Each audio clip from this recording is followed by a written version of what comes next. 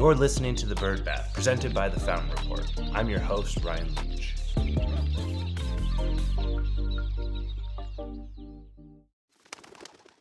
Welcome back to The Bird Bath. Each week we scrape the surface of the news you need to know, so let's get into it.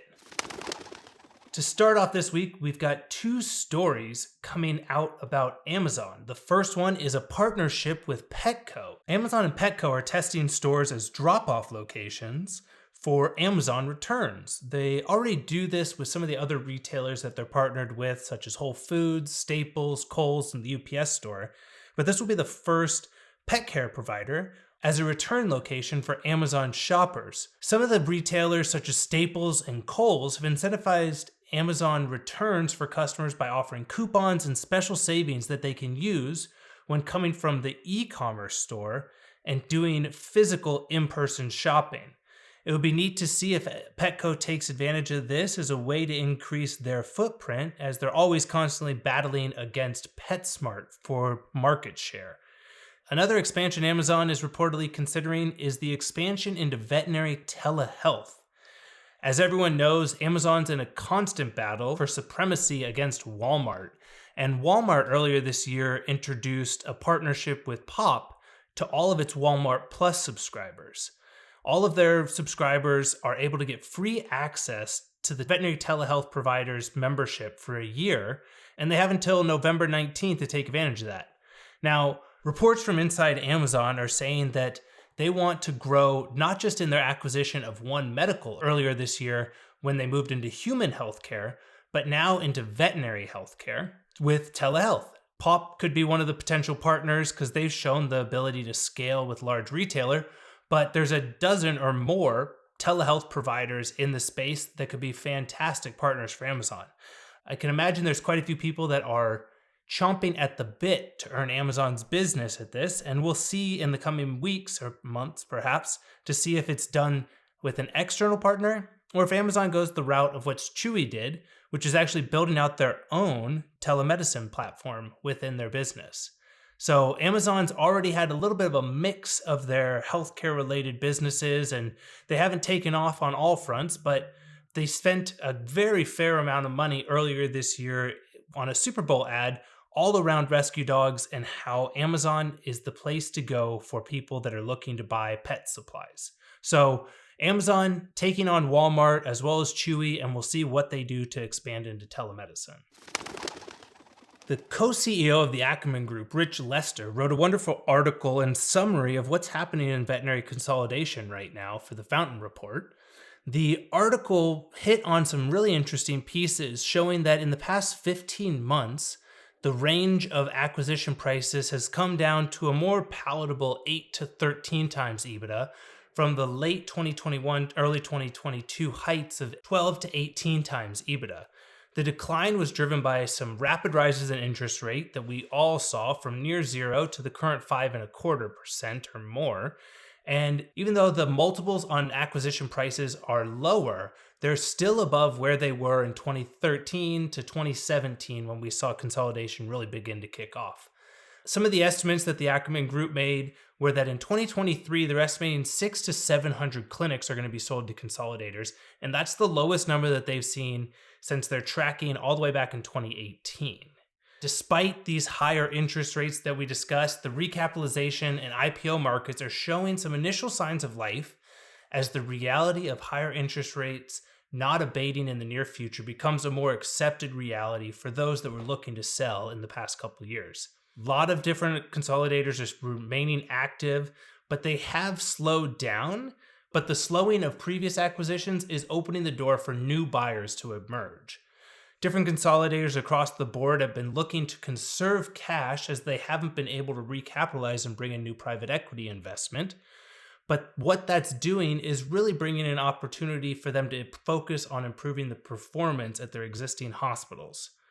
The entire report and the wonderful article will be linked in the show notes here, and it's definitely something to look at and consider if you're at all thinking about where the trends in veterinary consolidation are going. The Leap Venture Academy is launching an upcoming fellowship for early stage pet care founders. This is happening overseas in France early next month, And in this event, they're partnering with Royal Canin and hosting 13 innovative startups. The heart and the soul of this fellowship lies in the diversity and visionary founders behind each of the different 13 participating companies, and they come from 6 different countries. Brett Yates, CEO of Mickelson Found Animals and a major executive at Leap Venture Academy, was reported as having said, "Having reached a significant milestone of 5 years at Leap, we take immense pride in hosting our 5th Academy program for early-stage pet care founders. This week-long initiative reflects our unwavering commitment to extending essential resources, expansive networks, and invaluable mentorship opportunities to an ever-expanding global community of pet care entrepreneurs. As we broaden the horizons of the companies we support, we remain dedicated to deepening the impact of our services." I really enjoy seeing this because there are quite a few wonderful pet care companies that are working on breaking in across the entire global economy, and more specifically to those of us that are working here at the Bird Bath, into the North American market. The fellowship offers a week of immersive programming that includes captivating speaker sessions, collaborative problem solving, and networking opportunities. Industry experts will guide founders through dynamic discussions, enabling them to gain insights and connections that will accelerate their businesses. As I looked through the list of the participants, I was really excited to see some of the names that popped up.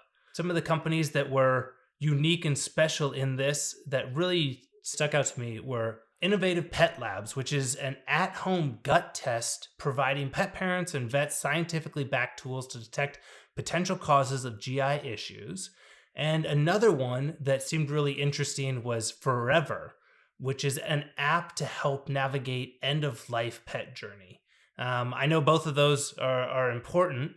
One for the health of your pet while you can still enjoy the time together, and one to tackle an extremely difficult point of business.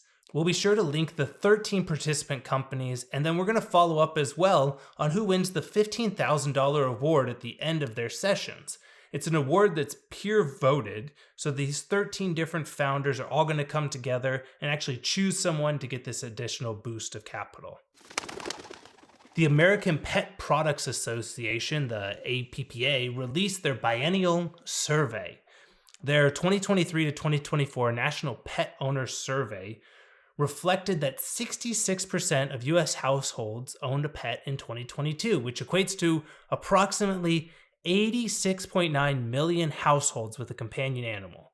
These figures, though, actually were a decline from previous years at 70% of households, which reported in 2021 to 2022. Dogs, near and dear to my heart, remained the most populous pet in North America, with nearly 20 million more households owning dogs than cats. Sorry, cat people. But cats were the second most frequently kept companion animals. And dogs and cats, despite always fighting, both exceeded other animals by a very, very wide margin.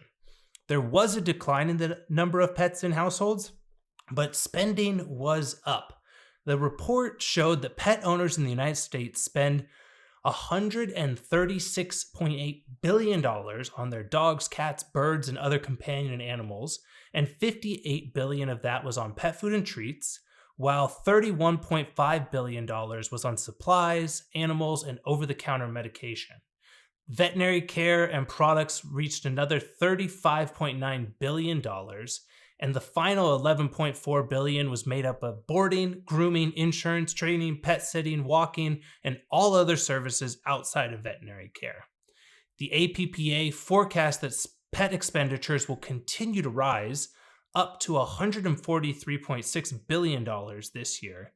During the past several years, U.S. residents' expenditures on pet products have grown in 2018 to 2022 by a staggering 66%. In 2018, it was $90.5 billion of U.S. pet owner expenditures, up to the $136.8 billion that it is today. There's definitely a lot of funding and a lot of capital that's being spent, which is why we're seeing a lot of these larger companies like Amazon and others continue to push into the U.S. pet market. A smaller player that's making some great big waves, though, is PetsApp. PetsApp has achieved their Cyber Essentials Plus certification. Now, this wasn't something that I was aware of being a North American here in the US, But the Cyber Essentials program is a really unique one that's in the UK to work on increasing cybersecurity for apps and different software companies. The Cyber Essentials program has 2 levels, the Essentials and the Essentials Plus, and the Plus level requires that there be an independent audit and a higher commitment level to security. The co-founder and CEO, Will Monk, said achieving the Cyber Essentials Plus certification is not just a validation of our commitment to cybersecurity, it's a promise to our customers that their trust is well placed. This certification represents our dedication to ensuring a secure digital environment for all of our community. Cybersecurity definitely has been top of mind for a lot of people. Just last week, we covered the data breach at Henry Schein, and it's coming up on the 1-year anniversary of a major cyber attack on United Veterinary Care. I'd love to hear from the listeners, though, what they're doing or what their requirements are of their providers on cybersecurity. Is there a certain certification that you're looking for? Is there a GDPR type laws? Or are there other things that you're requesting or demanding from your service providers? Make sure to reach out to us at the Bird Bath to let us know. To end on a high note this week, Paws Chicago has administered a breakthrough new treatment for parvo. Since receiving the first dose of the treatment just a few weeks ago, Paws has used the new canine parvovirus monoclonal antibody to save 3 lives in a fraction of the time of traditional treatments. Paws Chicago is the only city shelter that has received this landmark parvovirus treatment to date. The treatment was developed by Elanco Pharmaceuticals and is beginning to be shipped out to more providers across the country. The inaugural patient, though, at Paws Chicago was a 3-month-old puppy who was just 1 hour away from being euthanized at the city pound. When he arrived at Paws, they named him Mono as an homage to the monoclonal antibodies that he was receiving, and he was suffering so badly that he could barely move. After Paws vets placed an IV catheter, Mono received the treatment as an injection directly into his veins. The Paws Chicago medical team was astounded when it required a feeding tube for only a day and a half and bounced out of critical condition in just 3 days, quickly playing and running again. From what I've heard here and what I've read additionally, parvo dogs are critical usually for 7 to 14 days with traditional treatments. Now, the incredible piece, not just on the saving of 1 life, is that this means that the Paws Chicago medical staff and practices all over the world are able to then focus their attention and resources on helping and treating more patients. They had this just come up immediately after, as they were able to treat another parvo-positive puppy they rescued from euthanasia just 6 days later. The story ends on another fantastic note, as Mono was recently given to a foster family and additionally and officially adopted when they placed their signature red bandana around his neck. We love hearing these kind of great stories, so if you have one that we need to share on the Bird Bath, send it in and we'll be sure to hit on it. For more on these and other stories, join us by subscribing to the Fountain Report. There's a link in the bio, and don't miss out on any episodes by subscribing and rating the show. For the Bird Bath, I'm Ryan Leach. See you next week.